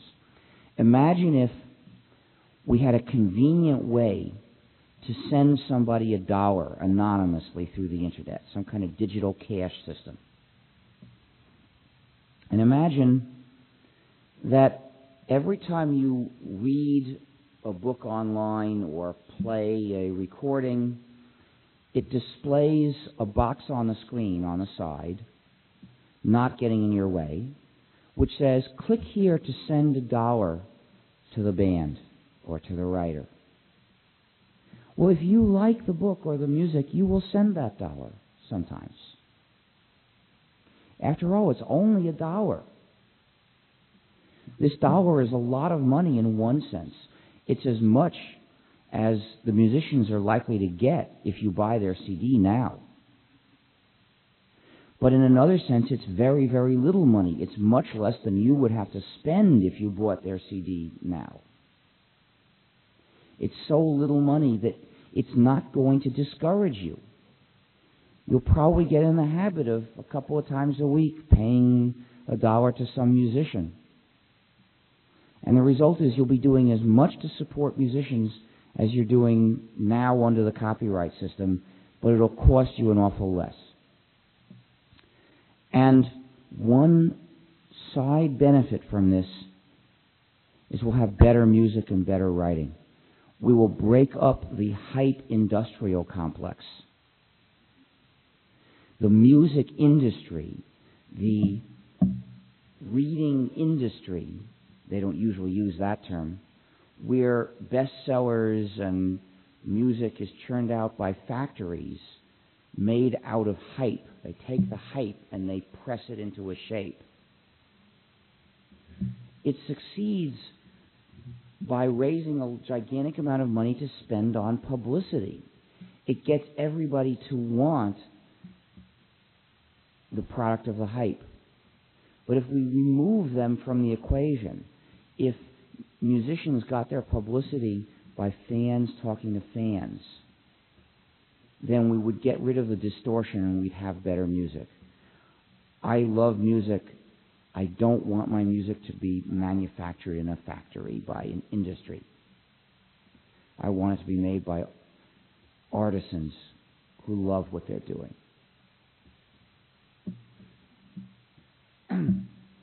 So, at this point, I'm ready for questions.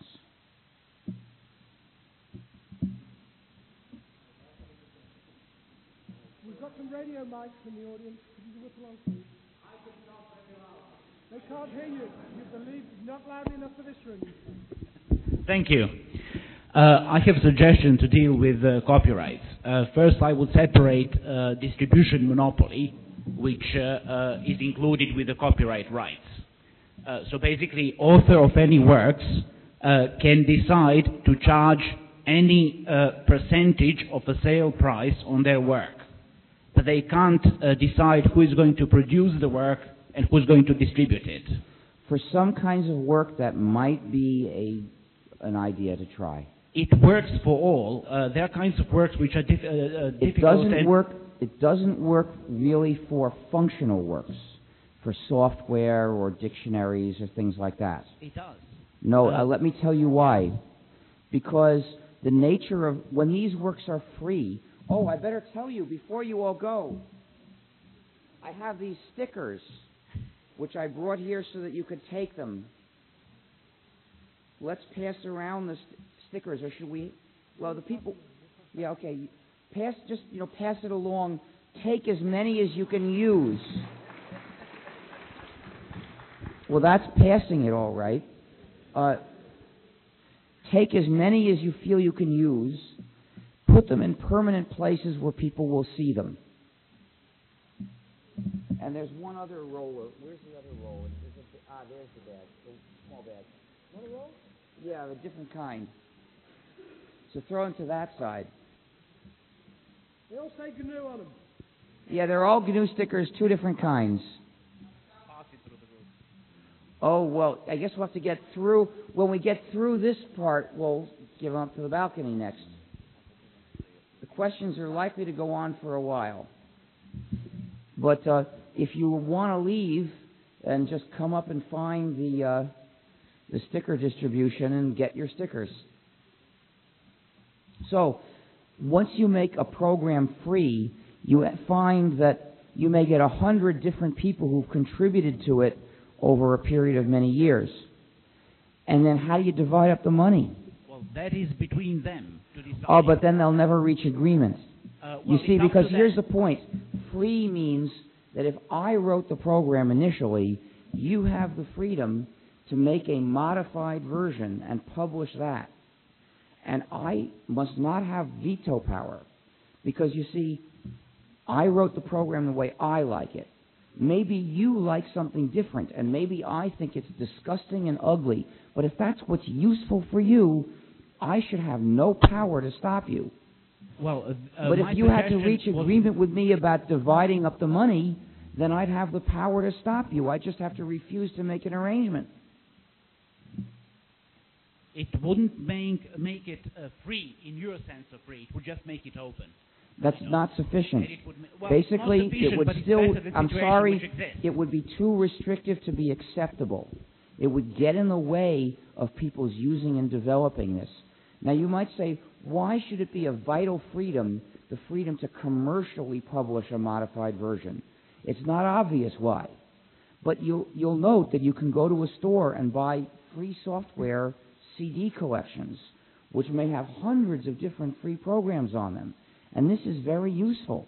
It takes a long time to download that much. And if people were not allowed to commercially publish these things, our community couldn't effectively fully distribute these programs. So even though you might say there's no moral a priori principle reason why commercial republication has to be allowed, when you start looking how the community uses software, it turns out that that right is essential. So for those kinds of works, this simple, well, you always get, you can always charge a certain percentage is not usable. And in fact, if you're going to have multiple people changing it and making different versions, you'll find that this finite fraction doesn't work effectively. But if there's some kinds of works where what we decide is there's verbatim copying only is allowed, then that problem doesn't arise. Then you know who the author or authors are, and that doesn't change. So in those domains, a system like the one you proposed might be usable. Next question. You've covered some forms of writing and music.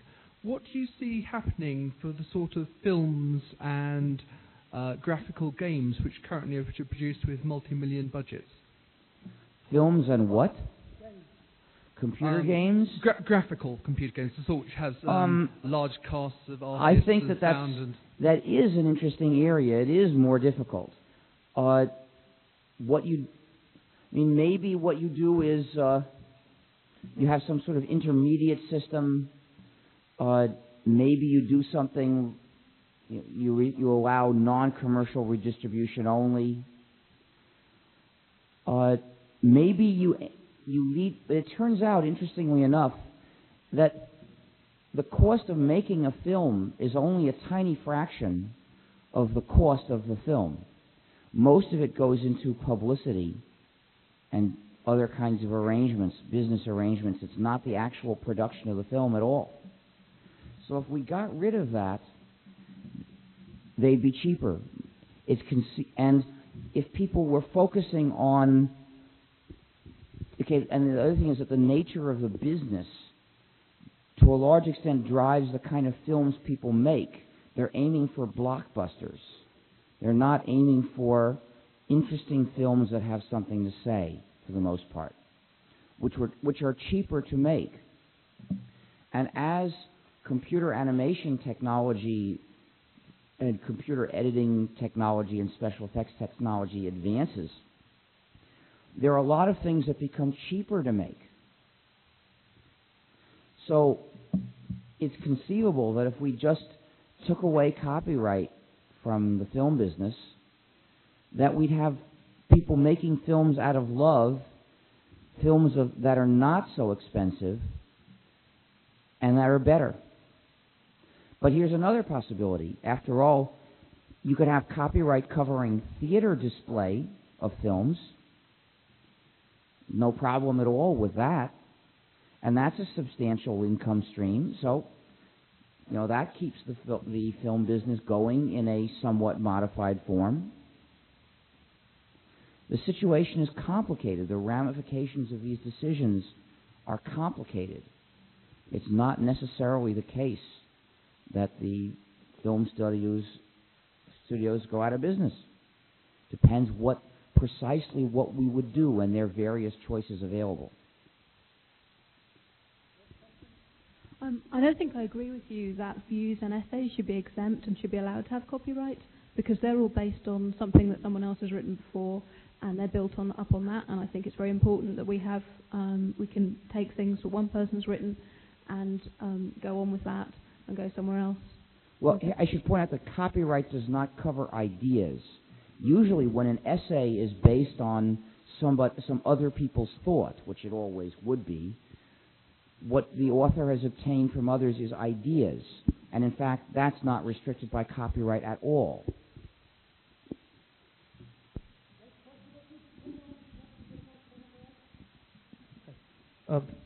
What does this do to the software industry as a software professional? Now, the software industry is a large and multi-billion-dollar organization. It's an industry. I can't hear you, unfortunately, but I heard the beginning. Yeah, I heard the beginning. What does this do to software as a profession? Well, I think that that's a secondary question in any case, but let me answer it anyway. Most software development is development of custom software, software destined for use in a certain company. And that won't be changed at all. So most of the jobs will still be there. You know, there may be a certain ratio. You know, maybe it would be 9/10 as many jobs, or maybe only 3/4 as many jobs. Neither of those is a disaster for society, right? You know, this amount of employment in any one field is not important enough to determine what freedom we should have. But it also partly depends on social attitudes. If people get used to the idea of paying for support for the free software they use, suppose it's a business using the free software and they want to make sure that their site stays up or whatever, so they might, you know, start making support contracts. The more this catches on, the more it will be a way that programmers get employed. And those companies, which do exist, by the way, now, hire programmers to improve the software. So it's partly a matter of what society learns to accept. Now, once I had the idea that maybe you could develop video games by inviting people to join a game development club, which basically means you put your money in, and you know that every time N people have put in money, they can fund one more game. So if you like those games, you've got a reason to put your money in. The game will come that much sooner.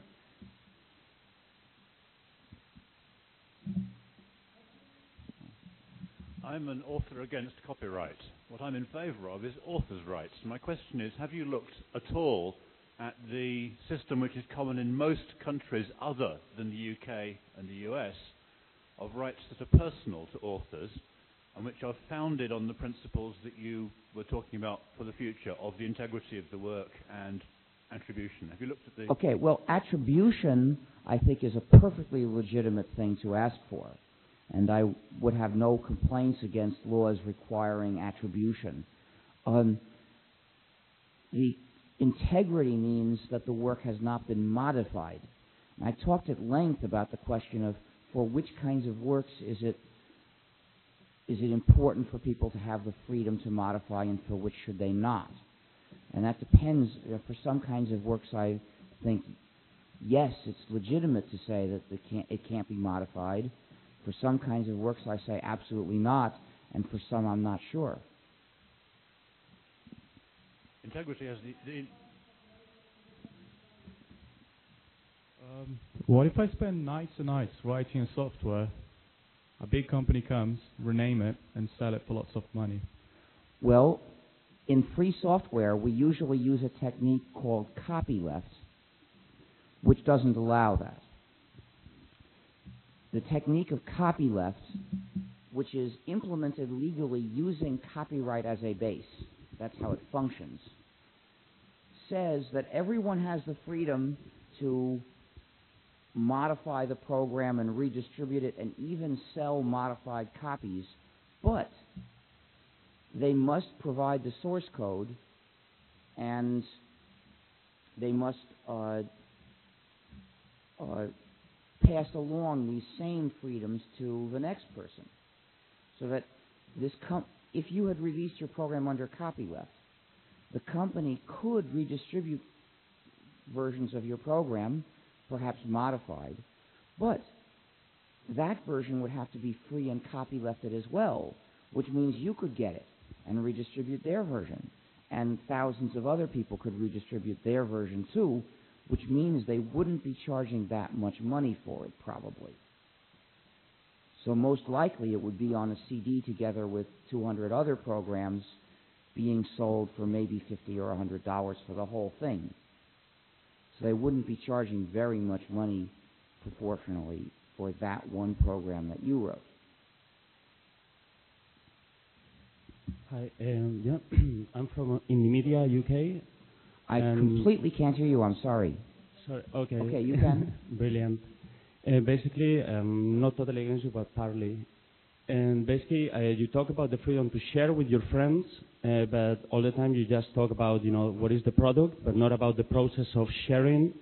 And in a way, you talk about computer networks, but you take as a given that the computers are network and that you got the capacity to share. And basically, I'd like to see what you think of talking about the freedom to communicate, which means the freedom to privatization of the airwaves, like radio and television and all the radioelectric spectrum, all the cables laying down in our streets. Please. I'm starting to be able to hear, but I couldn't remember that much to answer all of it. Right. No, basically, would you extend, some of your thoughts into, what is communication? Precisely when now people talk about communication, information, technology. Let me try to answer. Okay, there are different cases which have to be thought of differently. When it comes to using the radio spectrum, it has to be allocated to various uses because stations interfere with each other. On the other hand, computer networks, when you use them for communication, you set up connections, and so everybody can be talking to anybody else. There's no need to pre-allocate it to uses. So that leads to very different conclusions. In the U.S. right now, radio and television are becoming more concentrated. We have a big problem these days of the corporate media that controlled by a small number of corporations that have other interests as well.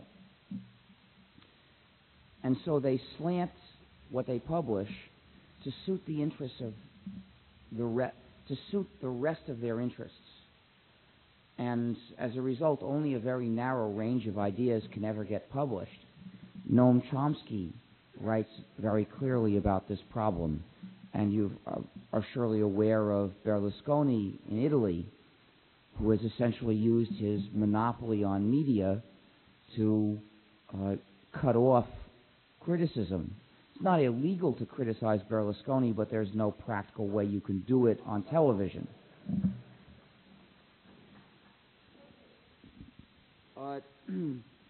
I think that I asked in Italian, how would you say the diminutive of Il Duce? And I think he said Il Ducino. So I think that's what we should call Berlusconi. Especially given that he had the police force the arrested protesters to salute Il Duce. And that was in Genoa. We should call him Il Ducino.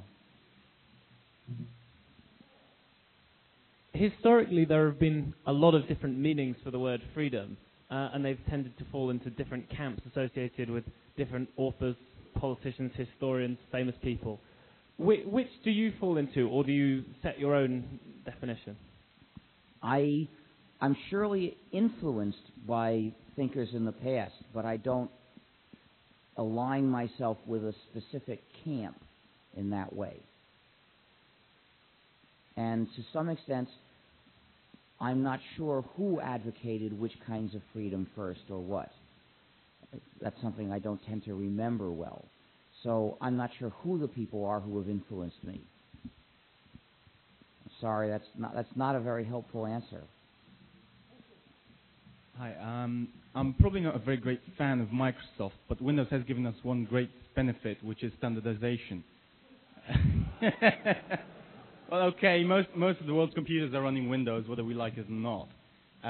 Now, in free software, there have been problems with standardization formats, and I would just like to ask. Actually, no, there are worse formats in Windows, and the reason is that we try to aim for compatibility and interoperability, and Microsoft does not.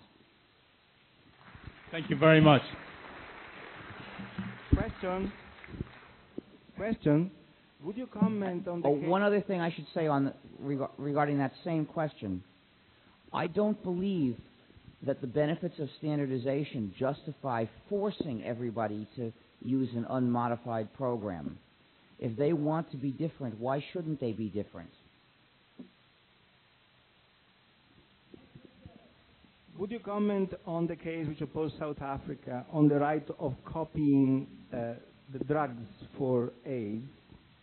Well, I should say, first of all, that it's not really a matter of copying, because there are no drug copiers. outside of Forbidden Planet, where the robot was capable of copying all sorts of substances. What they do is manufacture the drug in a factory, and that issue is actually very, very different, because there it's clear that individuals don't have the ability to make these drugs. That's not a legal question. That's just a fact about our level of technology.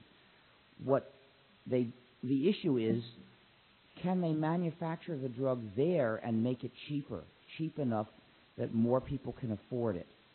So that's a very, very different kind of issue. It's a life and death issue, so it's very important, but it's totally different. I'm sympathetic to your fight against copyright, but I think the way you described the publishing industry, in particular pertaining to artworks like music and films, was a bit of a caricature, and I would like to correct this a little bit. Firstly, you distinguished between the production of an artwork and the hype, and the latter was the way you presented it, irrelevant but very expensive. I think that is mistaken. The hype. I think you're misunderstanding what I said. I said just the opposite. Okay. The second point is that the publishing industry has another function which you haven't mentioned, and that is basically a risk-taking organization, a bank. Basically, the publishers put up a lot of money up front to produce the film, to produce music, and in a very significant amount of cases, maybe 9 out of 10, this money is lost. There's an extreme economy of scale, and if you think that artworks should be published by people who specialize I don't believe it. You don't believe it? Basically, most musicians who get record contracts can't live from them anyway, so it's a lie to say that the record companies fund the production of this music. What they do is they lure musicians into accepting contracts that are very, very bad for them, and that commit them to 5 or 7 records before they have a chance to renegotiate with anybody else. For authors, it may be a bit better, but most authors can't make a living from their writing. It's a small fraction who do well enough that they can.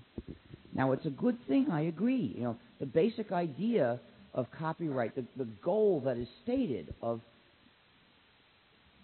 supporting progress by making it possible to have more publication, that is a worthy goal, but not at the expense of a police state that restricts us. We have to find another way to have the public subsidize this, and that's what it is. I'd rather subsidize something by being taxed and having my money go to it than be subsidized by having my freedom trampled. So I value my freedom more than my money.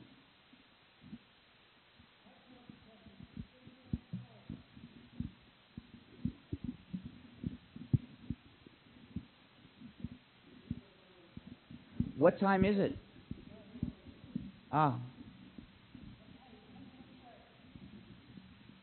Yeah, hi. About the South Africa and the AIDS drugs, isn't this really a patent issue? Yes, it is. It has nothing to do with copyright.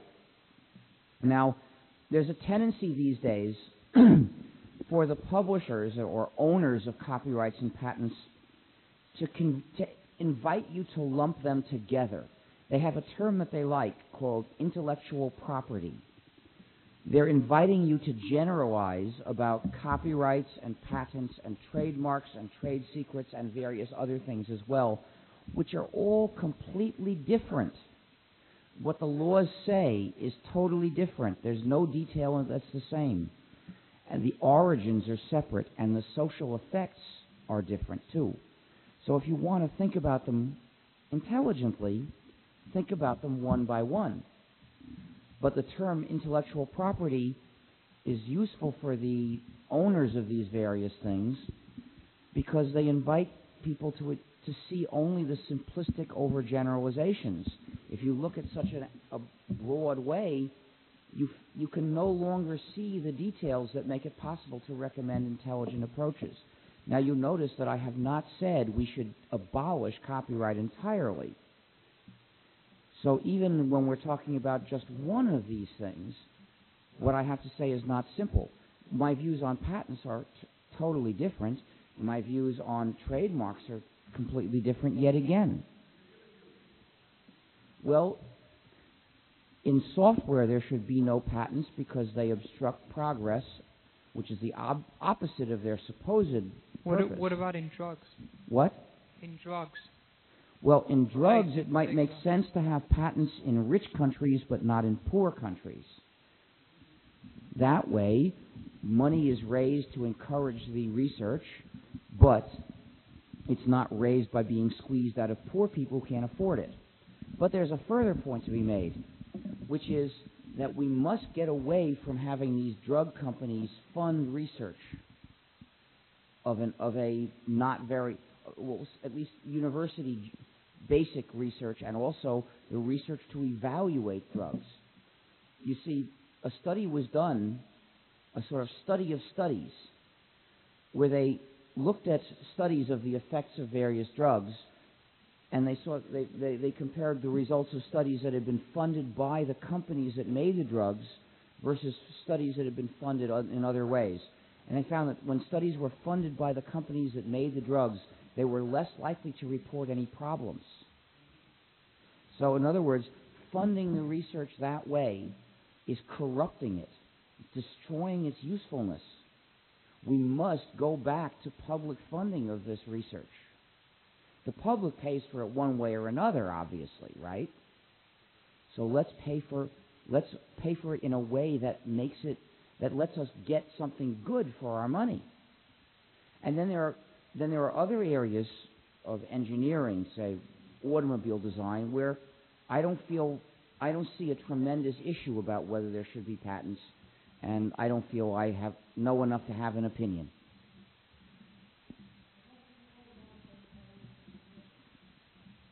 Yeah, I agree with you on what you say about the ethical implications of intellectual property, but No, I don't say anything about intellectual property except that it's a confusing term and we shouldn't use it. Yeah, okay. On the privatization of information, then maybe. But the political story, I think I disagree on. I was just wondering what you make of quite a conventional interpretation, which is that the trade deficit the United States had is now so vast that the government actually has no choice but to impose ownership. Why should the rest of the world stand for that from the U.S.? Because otherwise the dollar would collapse. The dollar may collapse anyway. Well, you see, companies like AOL, Time Warner may be the U.S. government's best hope of preventing that. I mean, I'm not defending that. I don't give a damn. Situation. Basically, the U.S. dollar benefits from the fact that people all around the world like to use cash dollars. But maybe now they're going to use cash euros.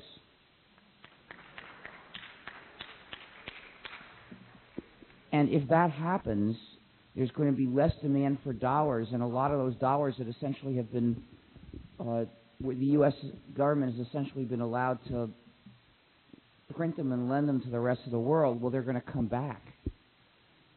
So who knows what's going to happen? You know, it's too imponderable. Oh, I don't think I need to sum up. I said what I had to say. Fight against the EU copyright directive. Fight against software patents. Fight against the cybercrime treaty that reinforces the EU copyright directive. All these things have to be repealed.